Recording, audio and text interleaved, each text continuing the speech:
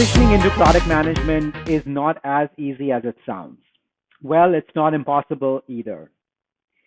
The journey is accidental for some, it's long and winding for a few, and deliberate for others.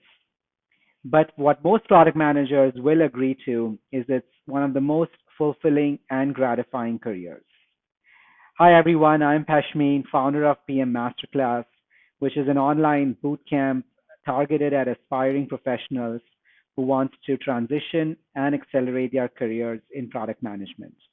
Today we have a very special guest, Jeremy Olsen, in this third part of a three-part video series where he's going to share and chat with us about his experience, his journey, and what are some of the tips that he has for aspiring PMs. Jeremy is a product manager at Coda. Coda is a new doc for teams. It's a doc that brings data teams together. Jeremy, thank you for joining us. Thank you so much, Bashmi. So let's start with your story. Let's hear how did you ended up being a product manager at Coda. Yeah, yeah. So excited to share. So I actually maybe I'll say before Coda, I had my own startup for about 8 years, and I'll say one thing: if you want to be a PM, having a startup definitely helps. You learn a lot of those similar skills. But I actually started as a designer at Coda, and did that for my first 3 years. And I actually it's kind of a funny story. When I had my own company and everything, but I didn't know what a product manager was, honestly, until I moved to Silicon Valley. I was out in Charlotte, North Carolina, and I had done a number of product managery type stuff, but I didn't know what it was and then I learned as a designer. I work with PMs when I joined Coda. Um, Right. and and then it's kind of over time, I really got to appreciate the role of PM. Yeah, there's especially this one experience we were working on mobile, and as a designer, I just had this kind of mind meld partnership with my PM, a great guy named Nathan, and we just and like I was like, okay, I this whole thing is so much better through this partnership. And so it kind of showed me, okay, this PM thing is really interesting. And so then it was about 3 years into my time at Coda. I got involved in how we go from a free product to a paid product. And I was still a designer at the time, but I kind of raised my hand for like, okay, I'm kind of interested in this, and it was like not a super design heavy process. It was much more PM heavy, but I got involved and ended up kind of starting to help shepherd that process through, and through that experience, I kind of realized, okay, I'm learning a lot. Like they're like I'm getting out of my comfort zone, and like my pace of learning has just increased dramatically ever since I started doing this. I started writing some of the briefs myself. I started kind of helping coordinate the different folks who are working on this towards the goal, and over time, I kind of realized, okay, I'm kind of doing a lot of product managery stuff, and I was enjoying it, and I was learning a ton. And so actually, after that project concluded, my our head of product, Lane, kind of asked, "Is like, hey, would you be interested in like being a PM?" and it's like, yeah, I guess so. I really like this. I feel like I'm getting out of my comfort zone. My like learning is going up, and I feel like I'm making an impact. I love being a product designer, but it was a great change for me. And so yeah, I actually ended up kind of becoming the product manager for that team that was developing around monetization and things like that. And say like one of the one of the most helpful things, one of the great things about it was I got to get kind of mentored from Shashir, our CEO, and our head of product, and and the other PMs. And one of the things Shashir told me early on that kind of really helped shape my first few weeks was don't try to change anything. I was like very eager to like make impact as quickly as I could, but I ended up kind of taking that to heart and being like, okay, let me just like kind of run the way the things they have been run, and then you kind of learn both like through just running it yourself and in one-on-ones and things like that. What the real problems are on the team, and sometimes they're what the leadership thinks they are. But sometimes that problem set doesn't overlap with the problem set of what the team thinks they are, and so the kind of running them the way it used to be run kind of helps uncover some of those things, and then being able to kind of to update some things. Like, for example, I thought one of the main issues for our team was this big product issue that was going on that we need to fix. But actually, one kind of underlying thing was like a lot of teams didn't really know what our team did, and like we needed to communicate that better. And that kind of got uncovered as I kind of went through that process of not changing anything yet. This is like do it, learn what's going on first. Yeah. Yeah, that's so inspiring story. I mean, I think what sticks with me the most is the fact that you volunteered to do what a PM does, and this, in my opinion, is for sure one of the most effective ways of transitioning into being a product manager. It's just, find a project that you think you can make an impact, you can help out with, and just kind of, roll with it. Kind of, walk in the shoes before you actually wear them. Right, right. Yeah, yeah. Great. What other tips do you have for our viewers who are looking to transition into product management? Yeah, well, maybe I can kind of follow up on that point you mentioned about kind of trying on the shoes before fully making the jump, right? Let's because product management is very adjacent, right, to a number of other things, right? As an engineer, there's a lot of ways that kind of a product management mindset can help you be a better engineer. Same with design, same with marketing roles. And so there are lots of opportunities to kind of just stretch a little bit further that direction. And then you're kind of you're becoming a better at your role, but you're also becoming a potentially better product manager when you make the transition, right? And so one way that I kind of that's one thing that's really helped me, a framework that's helped me in thinking about what product management is and how do you level up in it, and then also what helps you kind of identify what skills am I missing, where can I kind of and what can I do in my current role to fill those skills. Is this framework that Shashir developed that has this weird acronym PSHE. So that doesn't quite roll off the tongue, but so PSHE, what it stands for is problem, solution, how, and execution. And I might kind of walk backwards. So with kind of starting with E, execution. Execution is this is kind of like where a junior PM might start. And that's, I'm given a problem, I'm kind of given a rough solution, I'm told kind of how to do it, who to talk to, what meetings I need to have, what's the cadence, and then I just execute, right? It's establishing the requirements, it's catching the important details, it's working well with design and engineering, it's running the meetings and that kind of thing. Those are kind of just good execution things. Then the next step is to level up is kind of how. And so that's given the problem, kind of given a solution.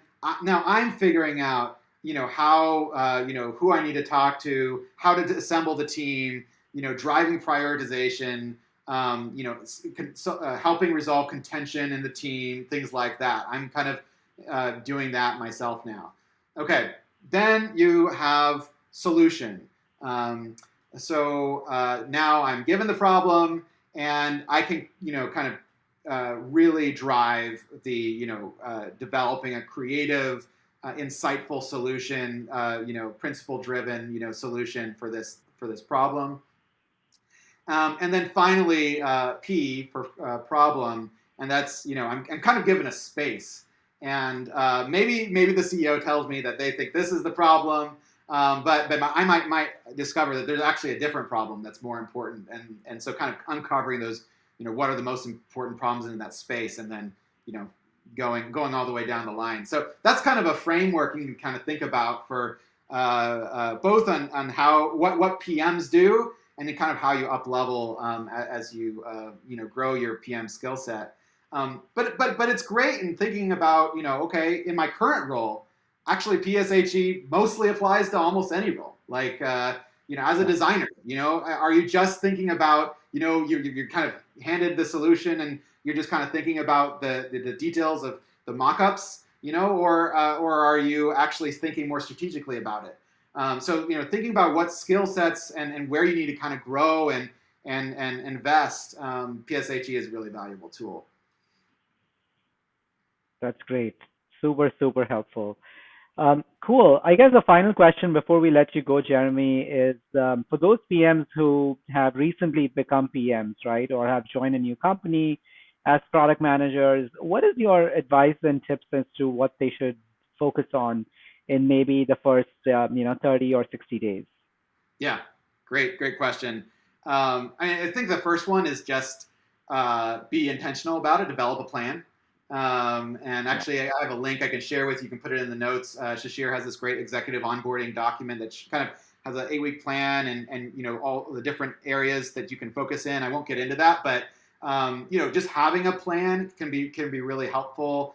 Like I said, kind of one of the aspects of it is like, don't just change everything on day one. Like experience it, run it the way it is, and figure out what the real problems are. But develop a plan. That's number one. Number two, building trust as a PM is like gold. That's your currency, is trust as a PM.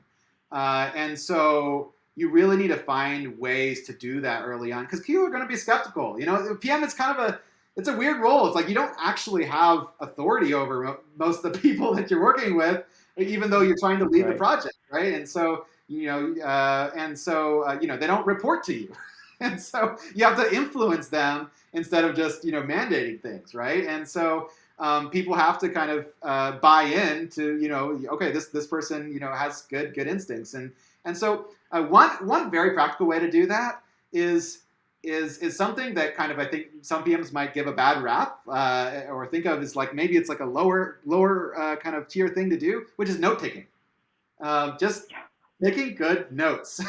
I mean, it's if you think about it, the note taker is the person who's kind of they're very influential because they are recording what happened. They're the historian, right? And not only that, but when you're the note taker and you're doing it well, you're kind of you're chasing ambiguity. So I'll just give an example. I was there's this really technical problem that my team was working on, and I'm like, it's beyond my pay grade, but like, so I got the engineers in the room and we were talking about it. So perfect opportunity to build trust with your engineering team, right?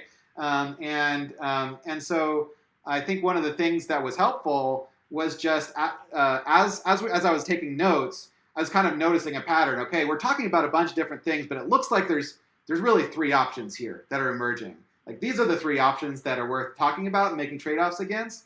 And just that little thing of just like, taking the raw thoughts and kind of transforming them, summarizing them into something that's not ambiguous, that's actionable. Okay, these are the 3 options that we need to really consider next.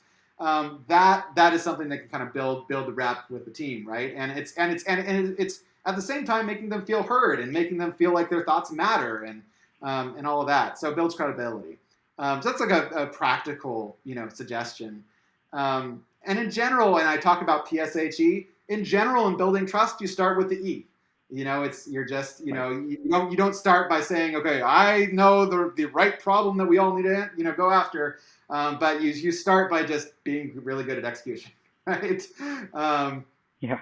that's the second one, and then the last one I'll leave you with is something I actually really struggled with early on, and that is be realizing that PMing myself, as in PMing my personal productivity, is one of the highest leverage things I can do. I just had this experience when I think it was my first day there as officially the PM for the team, and I just remember like there was like a meeting or two meetings that I'd kind of put off because I was busy with all these other things that I needed to prepare for. There was this issue that was really blocking the team. There was this onboarding thing I needed to do, and I literally remember sitting at my computer and just I was frozen. It's I just can't do all of those things. I can't do that. Like some things that I give, Right. and then there was just this breakthrough point where I realized, PMs make trade offs. That's like what we do all day. Everything, including managing my own time, it's all trade offs. It's like, okay, you got to compare these things next to each other, and what's the most important in this particular case? It was unblocking the team for that time. And so that gave me what I needed to focus. And maybe one just practical tip. I'll share my screen. Is here's my to-do list. And you can see, okay, it's like I'm kind of a very simple to-do list person. If my to-do list gets too complicated, I just don't keep up with it. So I kind of have high, medium, low priority stuff. And then I have this column on is it on my calendar? Because you find like number one, like you need to make sure that everything's on your to-do list. If something is communicated to you, you committed to something. If there's an email, make sure it's on your to-do list. That's step number one. But if it's not on your calendar, the things on your calendar are the things that actually get done, right? So I actually end up, scheduling time, making sure that schedule time for each of the tasks that I'm planning to do, and that makes me more realistic on what I can actually get done. It also makes sure that people aren't going to, schedule time over it, because that time is actually probably often more important than the thing someone's trying to schedule. So that's just kind of a final tip for you. That's great, Jeremy. I can relate to this so much because I personally schedule all my tasks on my calendar. Because if it's not there on the calendar, it's never gonna happen. Absolutely. So that's great. Well, thank you so much for joining us, Jeremy. This was a lot of fun. I hope you had as much fun as I did, and I hope all our viewers enjoyed watching this content, found it useful. All the templates and tools that you referred to will be in the description box below. And if you really enjoyed watching this video and found the content useful, please do like the video as well as subscribe to my channel for more such videos in future. Thanks again and have a great one.